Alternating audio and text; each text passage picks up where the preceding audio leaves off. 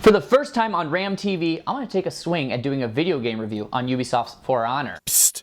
Verizon realizes how dumb they were to get rid of their unlimited data plan and decides to go back. Psst. Can whatever you want wait? I am trying to do something here. And fans are concerned that Marvel's supervillains are not nearly as cool as DC's supervillain.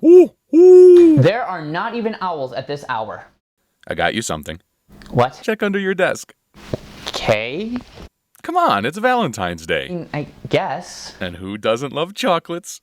I mean, I love chocolate. I know, I could totally tell. Wait, what? Go ahead, open it. Okay. Open it, open it, open it, open it, open it. Okay. It's empty. Just like your soul. Get it? Because nobody loves you. You're watching RAMtv. Oh, your face. All right, come here, Darth Malgus. I cannot believe I forgot you. You're supposed to be here for this episode, man. You should have reminded me. Looking good, a little bald, but that's all right. That makes two of us. This has been a busy Valentine's Day for Ubisoft, not because they were with their loved ones, but because they had the release of their Rainbow Six Siege Year 2 operators, as well as the release of their newest game, For Honor. Now, I'm going to say this before we begin on this review. For Honor takes place in one of my favorite time periods, the time period of just hand-to-hand weapons. You don't believe me? I have an entire armory. Just give me a second. Here we go. Okay, so see, we have an officer's rapier right here. Get some heads off of horseback. Oh, hang on. Speaking of rapiers, we have this one, a king's rapier. So you've got a thin blade there, nice little schlager. Good for stabbing people in the chest. One second. Here we go. Yep. That's right, the Master Blade. Someone broke my wing queons, but that's okay. Oh, hold on. Now let's get into the time period a bit here. We've got a parrying dagger, a good blade there, yeah. And then this one really fits for anyone who's played so far. We've got a Viking King sword. That's a great one to have, especially if you've got a shield in hand. And then, oh, hang on. Here, this is my concealed carry, a little pocket knife here. So, as you could, like I said, I'm a huge fan of sword play, and just screw guns, right? I mean, you want to kill someone, get in their face and do it personally, and that's exactly what For Honor lets you do. Now, first things first, the downfall of this game is the servers. The servers seem to time out more often than I care. You get dropped, but we kind of expected that coming from Ubisoft. After all, Ubisoft seems to run their servers on potato power. Other than that, I give this game great reviews. It's gorgeous to look at. The scenery's fantastic. The environments look great. You know, as far as gameplay goes, most of the gameplay is wonderful. Again, it really gives you that chance and I know most of you probably haven't done this, actually use swords in combat. Not saying I've been in combat. I'm just saying when I used to do fight choreography, you had to be trained in combat. It all makes sense. You watch for the enemy, you watch for those feints, you use your weapon to the best of the ability that you can, you move into the opposite direction of the blades, try and pull them away. The gameplay is wonderful in that aspect as far as historical accuracy and fighting. That being said, there are some mechanics as far as like the pushing and shoving goes. There's been a few times where personally I've grabbed an enemy and tossed them, they get to the edge, and it almost is like they hit an invisible wall when you're supposed to be able to push them over the edge of things. When the pushing them over the edge works, it's great. I really thoroughly enjoy that. The mechanics as far as in the game, this is where my biggest issues lie, and I know it has more to do with the servers. When you're in a full party and you lose one person from that game, so it's a 4v4 Dominion, one person quits in a PvP, that's it. You won't find a match. It'll cancel your entire matchmaking. So you have to back out and reload in. That's a little ridiculous versus it just finding someone to fit into that one slot. I'm going to say that's one of my biggest complaints about this is the fact that one person quits and it changes the entire layout of finding a game. Throw you back to the menu, disconnect you from your team. That to me is the largest issue I have. Other than that, I'm going to give this game an 8 out of 10. It's fantastic. It's a lot of fun. There's a few bugs, but what can you expect with a brand new game? Again, for me, having studied fight choreography and understanding the historical backgrounds and how to use a weapon, it really falls along with that flowing. And I know that sounds very weird to hear that someone studied the history behind fighting with weapons, but that was part of my degree.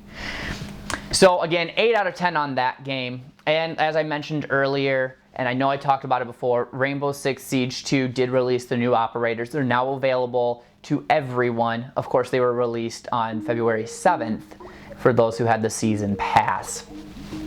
Let's go ahead and give Ray a call and see what's happening in the tech world. Hi everyone, it's me, Ray Bolanos, and we only have 2 stories for today. The first story is if you're a Verizon customer, you can get unlimited data. Again, Verizon has joined the likes of T-Mobile and Sprint in offering unlimited data for every one of their customers, unlike AT&T where you have to be a subscriber of DirecTV in order to get unlimited data for your wireless plan. Of course, for one line it starts at $80, and for 2 lines it's $140. And to get those prices, you need to be enrolled in paperless billing and autopay. And actually, with the turning events, earlier today, John Lager, who is the CEO of T-Mobile, changed some of the unlimited features with T-Mobile's T-Mobile One plan, because Verizon, they touted the new Verizon Unlimited as being HD everywhere, because back then and right now, as of right now, if you are a T-Mobile customer, yes, you have unlimited video. However, that video the quality gets down to DVD quality, so around 480p. That's actually changing on Friday, where it'll be HD video no matter what to match Verizon's new plan. Sorry. And yeah, that's a really big news. And the other story is really big, and it will involve the future of the iPhone. Apple has now joined the Wireless Power Consortium, which is the group behind Qi wireless charging. This, of course, fuels more rumors that the iPhone is going to have wireless charging this year, after Android and Windows phones have had it for years at this point now. Of course, the only Apple product that has wireless charging is the Apple Watch. Of course, some people believe that they're either will implement something like that, that's already exists in the Apple Watch, or adopt the Qi wireless standard. But then there are also rumors and some patents that were found that claim that Apple's working on wireless charging that could charge from a distance, so it doesn't have to be on the adapter, on the brick that you get to use for it to wirelessly charge. You could charge it over the air, which is something that a lot of tech companies have been wanting to do for many years. Of course, technology was not at that point where it could be done, but we're getting very closer and closer to that point.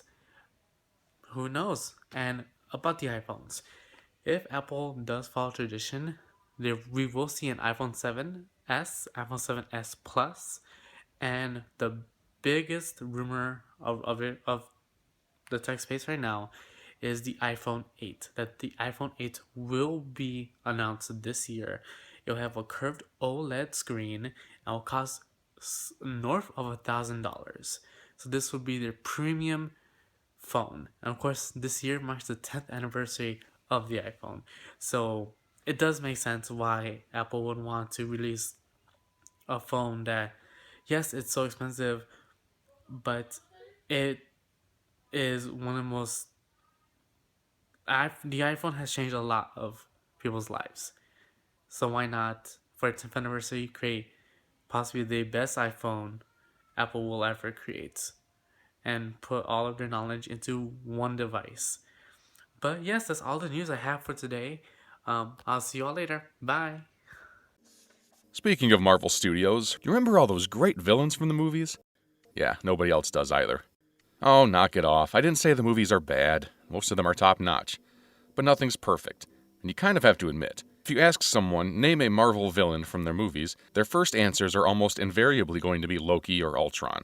Few would say Red Skull, almost none would say Malekith, definitely none would say Obadiah Stane, and most people I talk to don't even know the name of, and I honestly quote, that giant metal dude who looked like an orc. It's Curse with a K, by the way.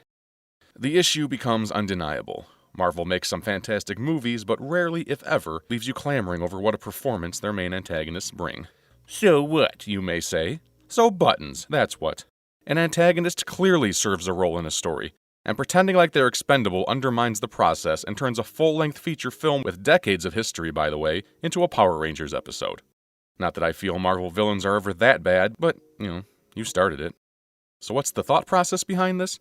Straight from the horse's mouth, Kevin Feige, head of Marvel Studios, they like to focus on the heroes first.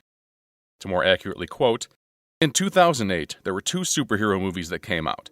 One focused on the villain, one focused on the hero. And we at Marvel look at them like, yeah, we focus on the heroes. We don't mind that. We like that. Feige is obviously referring to Iron Man as focusing on the hero and The Dark Knight as focusing on the villain. I don't think I can give full credit to Dark Knight focusing on the villain. I think they tried to flesh out both entities, and Bale's Batman was already on his second movie, whereas Ledger's Joker was both fresh and incredibly well performed. Feige also doesn't deny the formula could stand to be tweaked a bit. When asked about Thanos in the distant Infinity War's entry, he says, Thanos in Infinity War is in a movie that has a lot of characters, and you could almost go so far as to say he is the main character. And that's a bit of a departure from what we've done before, but that was appropriate for a movie called Infinity War. I love the Marvel Cinematic Universe, personally, and I have few complaints about each movie, but I would love to see a step up in villain quality. It's not even like we have bad actors. Hugo Weaving, Jeff Bridges, Mickey Rourke, these are some serious acting powerhouses. I say, give them the showcase you've given Loki. Do you love Marvel villains up to this point? Let us know in the comments. Thanks, Zach. If you like what you saw, make sure you like, subscribe, and share. Again, we seem to be going up slowly, and I really appreciate it. We love that we are slowly growing in this community. We really appreciate those of you who have subscribed, those of you who have shared this. We ask for the rest of you to keep sharing us, keep finding new subscribers. Bring them to us, baby. We'll also have a GoFundMe. Make sure if you haven't had a chance to go there to donate, and you can, please donate. Again, it allows us to buy newer and better equipment, allows us to pay for things like teleprompter so I don't have to ramble and make most of this up. That would be wonderful. Otherwise, we want you to keep sharing, liking, subscribing, and join us next week to be brought up to date on your video game tech and nerd culture news. Do you ram?